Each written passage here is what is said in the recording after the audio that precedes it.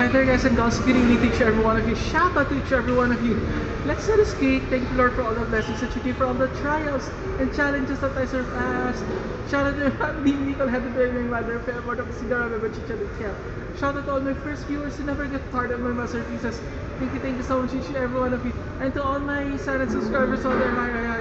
And to all my time-loving coaches, hello. And to my new subscribers, thank you so much. And also to my Facebook viewers, thank you so much to each every one of you.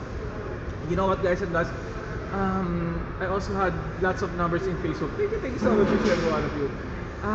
Guys, let's not hold it back. Let's not hold it back. Let's continue our discussions last night. As I was saying that Lexter Castro, also known as Boy Villa, Totay Villa, is now being famous, and as I was saying that he shouldn't be bombarded by any bad words, uttered words, nasty things, and that he shouldn't be thrown lots of nonsense things, other below the belts accusations, allegations, and keep on lambasting him. How do you call that thing? Sorry, I forgot.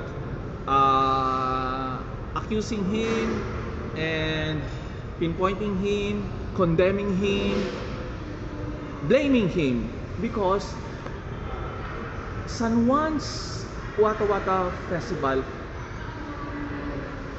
is a fun activity, and what's the essence of throwing water on each other's faces, body? It's given the fact it's been a long time ago since San Juan's LGU implementing that kind of festival and that kind of throwing water to anyone who passing by.